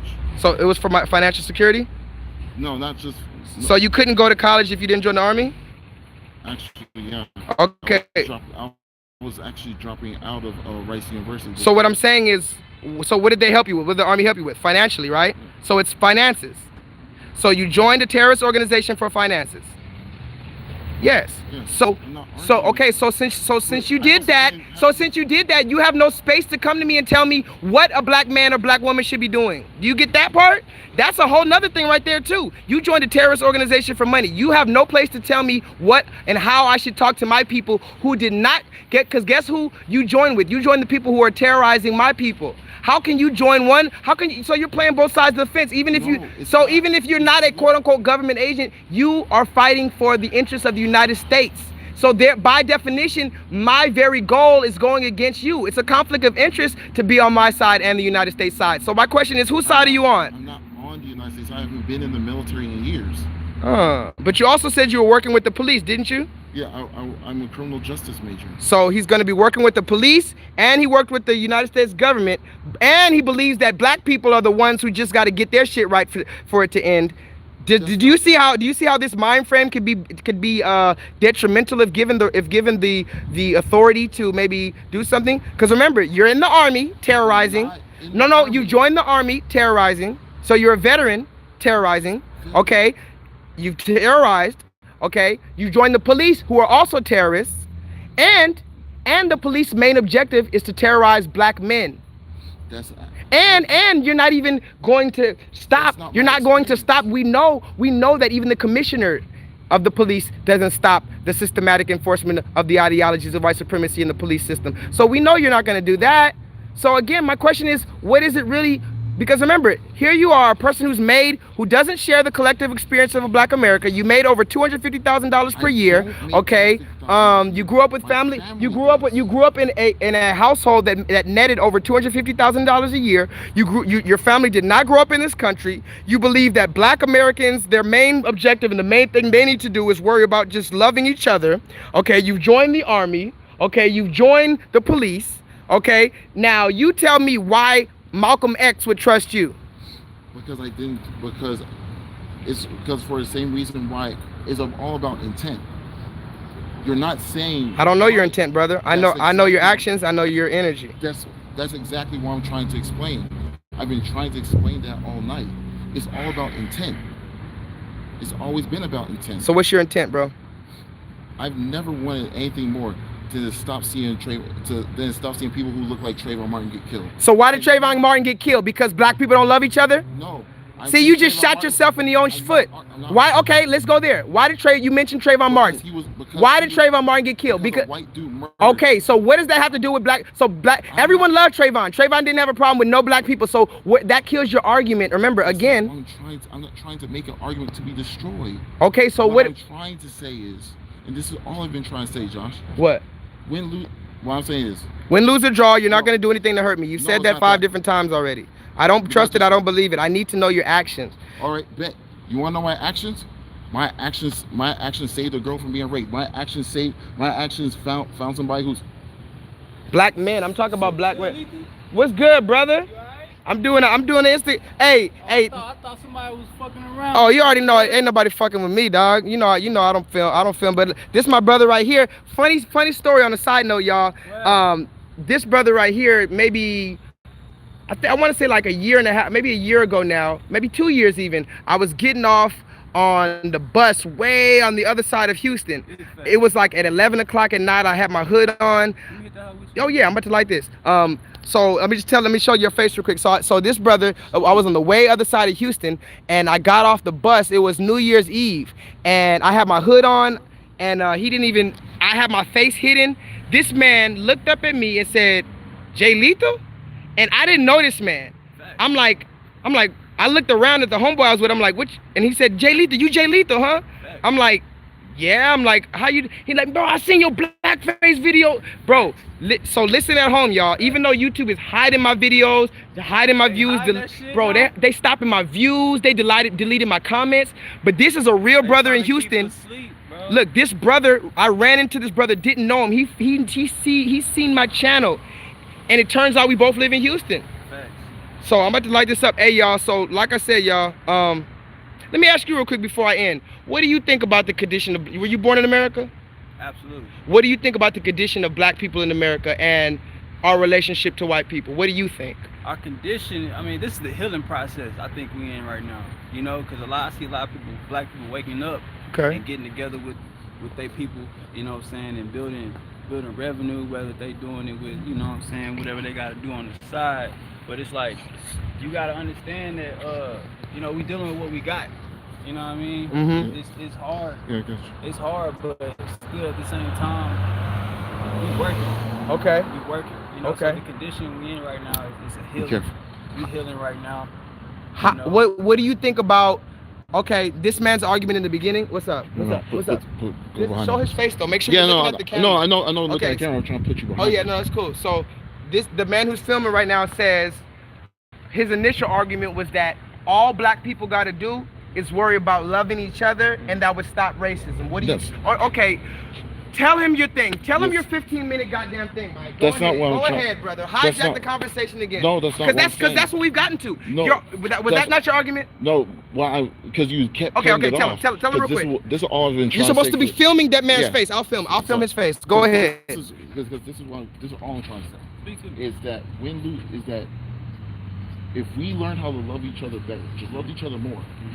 I'm not suggesting that obstacles will not be in the way. Of course, Right. obstacles are going to be in the way. Right. White people, LGBT, whatever's going on, Right. that's going to be there. Right. But I can't fight this obstacle and you too. We have to work together to deal with this obstacle. That's all. That's what I've been Well, you know, trying to work I'm to. labeled a criminal, so I don't. No, but No, hold on. you're Let him not talk. a Let him talk criminal. now. Let him talk. Go ahead, talk now. I You're want to hear what you got. I know that's not what I'm not. What- The white folks label me as a criminal, and I accept that, and I'll hit their ass every day. No, Huh. but you're not simply a criminal. And let's assume that you are a criminal. Simply because you're a criminal does not mean that you're not beyond redemption. It doesn't mean that you're not beyond. Yeah, but that sounds, salvation. you know, It's not. it sounds, You're still a bro. These person. niggas love your fairy tale arguments, though. All we gotta do is love each other. Like, and when I brought up to him that we didn't start hating each other until the 70s. 70s. I'm 25. I don't even know what love is, bro. I love my bed and my mama. Huh? Dude, what I'm but saying? this is what love is to me. I can't. Oh no, we're not going going there. No. You're not. No. All right, y'all. I'ma fuck with you because this nigga trying to hijack the conversation. I'ma holler at that black man because that other black man is an agent. He always try to hijack the conversation with stupid ass points, and he's doing it again right now. This is my homeboy who just walked up out of nowhere. We were about to start talking. What up, Sister Warrior? We were about to start talking. I was gonna start talking to that black man right there.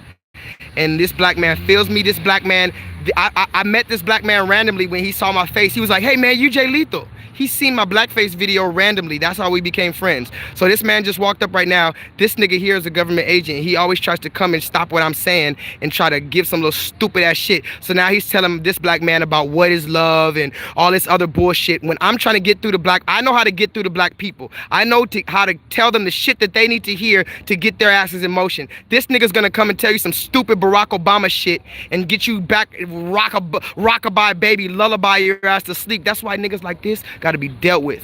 However that means. Fuck that bullshit. This nigga always come telling me bullshit. Let's go listen to his bullshit ass argument. Let's listen.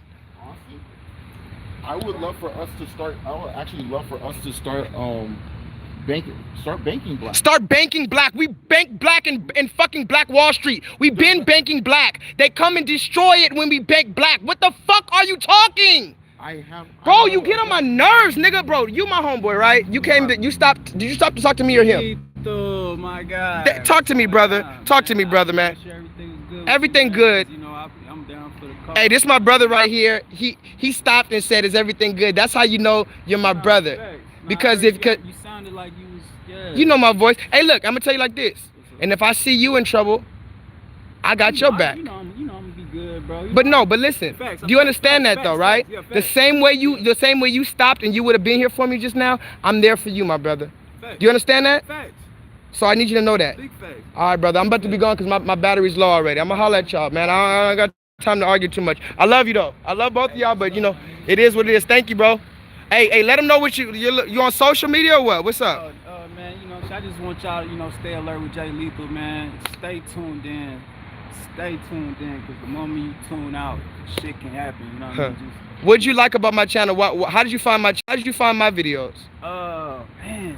It was a minute ago, I know. Or what did you get away? What did you get from my videos? Why did you? I was looking up like certain black historical stuff, like, you know, my aunt, she from Mississippi, but she was down the street when Emmett Till got killed. Oh wow. She was like in the neighborhood when it happened. She wow. She always talking to me about, you know, black motivation and, you know, how we need to prosper with each other and whatnot.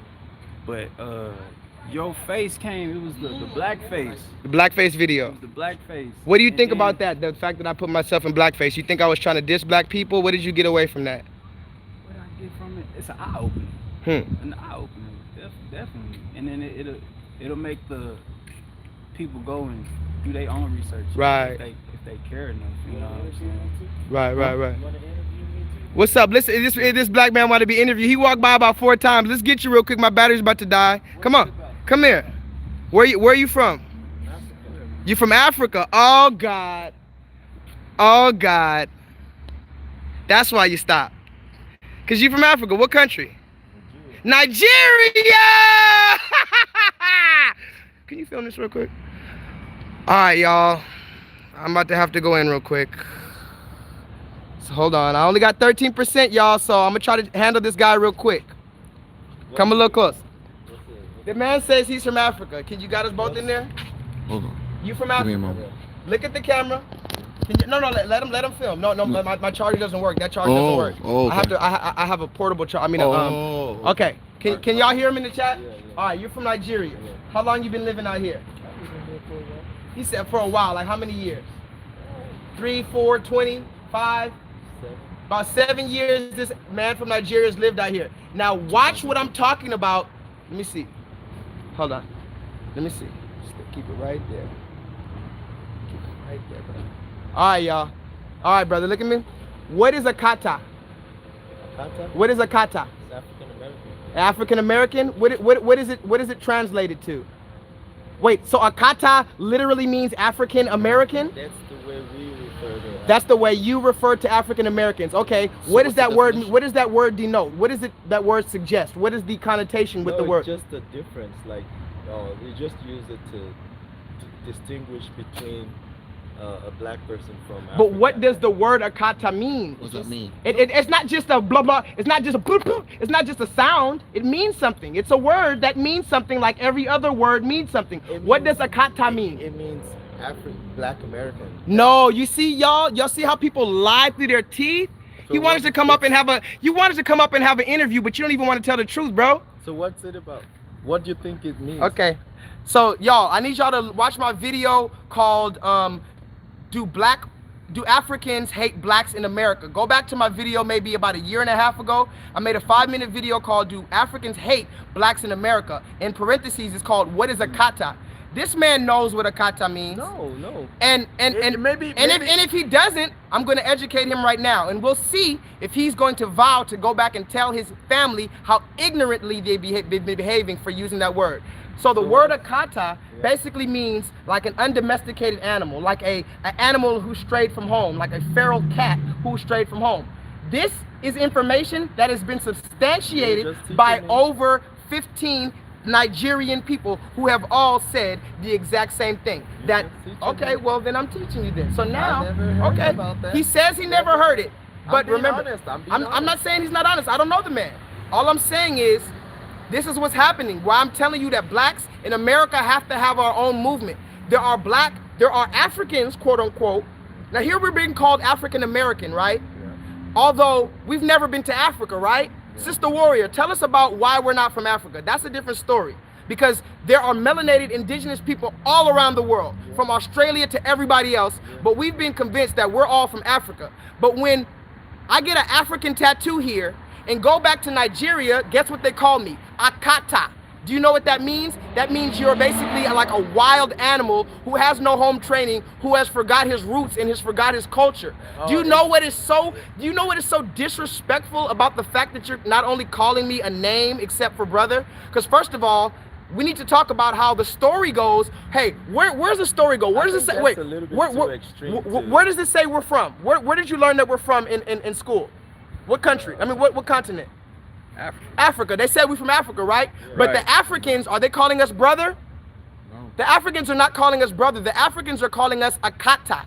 So my question is, if I'm really your brother, and now let's just say that the white man told us the truth. We're from Africa, we got stolen, we got millions of us on a ship, and we came over here. Let's just say that's true. If that's true, Mr. African man, I should be your brother. You should call me You brother. But I wouldn't. You see, Hold on. I wouldn't call you a kata. No, you wouldn't, but your family and your culture does. No, So wait. you. No, it doesn't matter. Until you dissociate and denounce your culture for their ignorant behavior, I don't care what you have to say. Because you're not an honest person. I'm dissociating the negative things that my culture is doing when we kill each other over Air Jordans, when our women wear fake hair on their heads, when we pimp our women. I denounce that behavior from my people. But for some reason, every time I talk to a motherfucking African, oh, it wasn't me. I don't know anything about what you're talking about. Doesn't that sound like the white man? Oh, it wasn't me. I don't know anything about racism. Everybody doesn't know about racism for some reason. This African man, who they know everything. Them Nigerians, they'll study a book. Remember Emmanuel? Them Nigerians will study a book until they know it by heart. And they don't know about slavery? You mean to tell me, okay, if they don't know about slavery, why the fuck weren't they out here in the 1940s and 50s when we were really suffering? They just happened to coincidentally start coming out here now? They know that we paved the way for their motherfucking ass to come out here and do credit card scams and shit like that. The sister warrior says, look at him laughing now. Ask Look him now, what does he know now. about social blacks in America. Look, hold on. Look at him now. Look at him now. He wanted to have a conversation. I thought you wanted to be interviewed. Now let's interview you, brother. What's up with Nigeria, brother? What's up? Tell me, brother. You don't want to say nothing. Bumba clot. Go tell them Niger boys that the motherfucking African American, quote unquote, the House of Judah, we run this thing. Go tell Nigeria that, boy, because y'all got so much false pride. You got all that false pride and you're going to be living on your knees real soon in the dirt. You better enjoy that fake ass African shit, bitch boy. Go eat a fucking doo-doo sandwich, nigga. Nigga kind of try to come to talk because he walked by 4 or 5 times. That same man was walking by 4 or 5 times the whole time, listening to the people game, trying to get in the conversation. Then the moment I bring the conversation out, you see how I run these niggas off. Life of Leanne.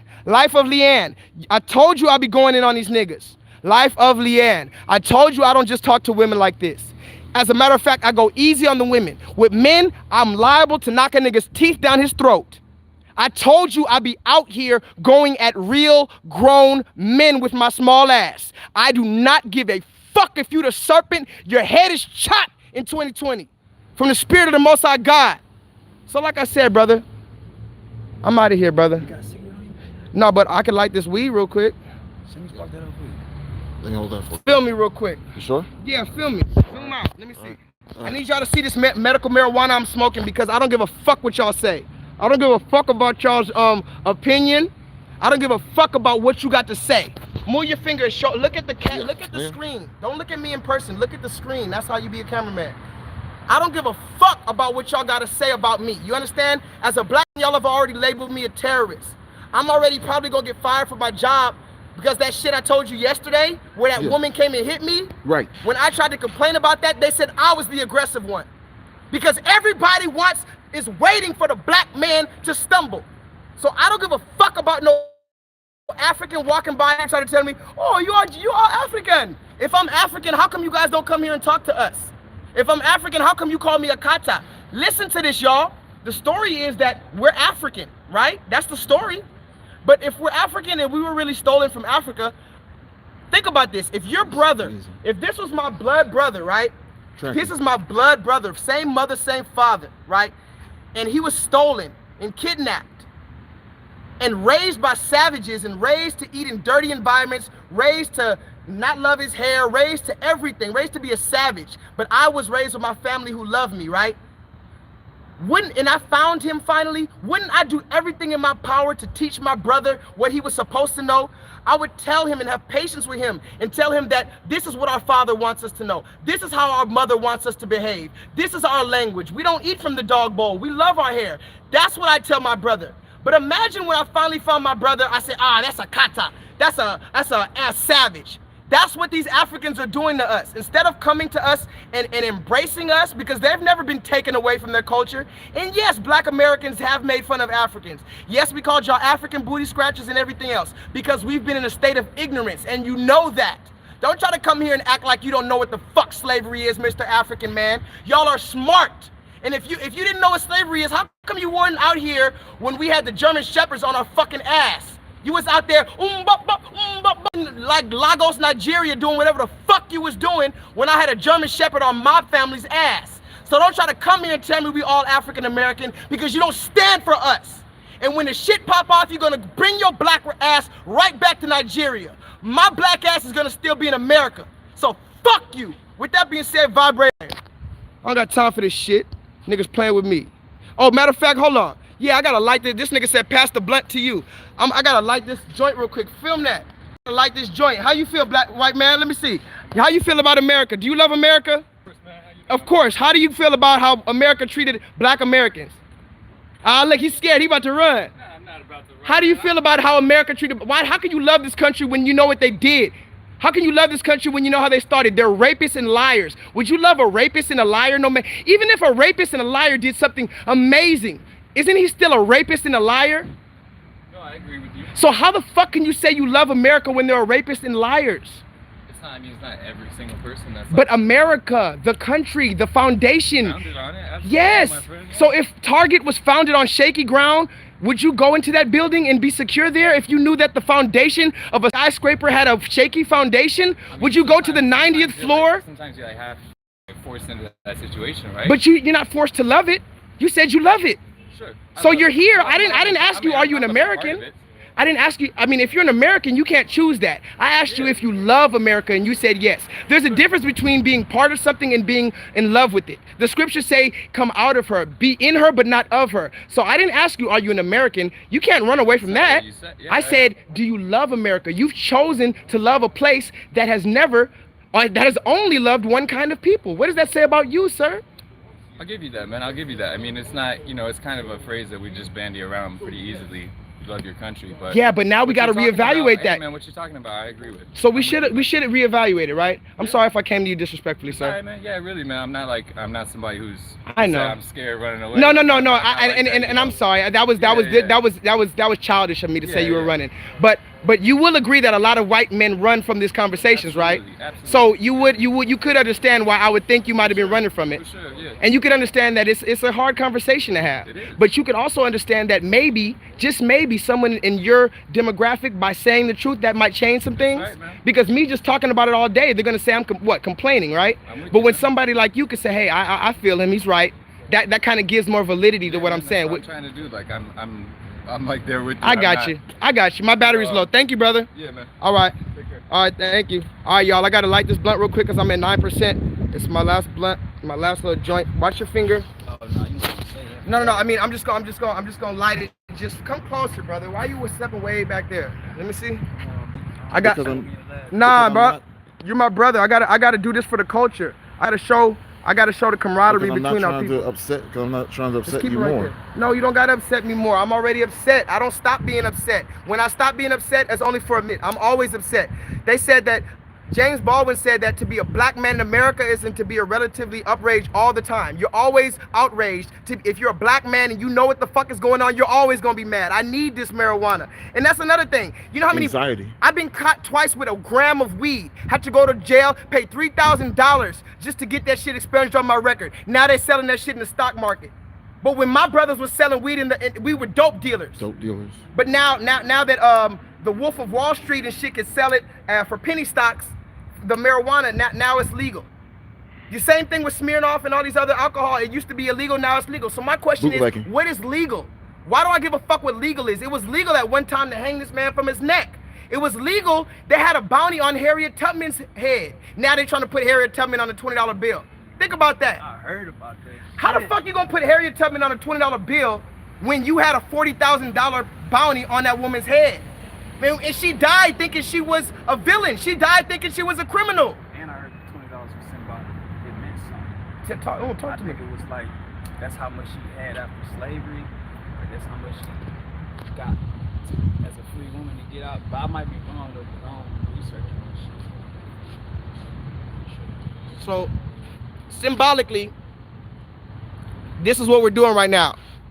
Even if it's the last of your something, even if you only got a little bit left, sometimes share it with your brother. Sometimes your brother might need it just as much as you do. And sometimes it's just the thought. It's just the energy that you give another black man something of yours without charging him for it. We need to stop charging our brothers and making our brothers pay outlandish fees for something. Sometimes you just got to give your brother a hug or let him hit the weed with him and tell him it's okay. Tell him to keep his head up. That's all you gotta do, baby. You see, he's already smiling. Look at him. He feeling that good weed. He's out here, baby. Hit that thing one more time, baby. Let him know, baby. Real, man. Texas shit, man. Yeah, man. That's how we do it, bro. And like I said, with that being said, I need y'all to please. Oh, one more time. Somebody asked to hit this in the chat. Hold on. Hit this. I mean, I'm not going to, but I'm not going. Hit it. A good one. There you go, y'all. Hold it in. Hold it in. Hold it in. It vibrate higher. Thank y'all.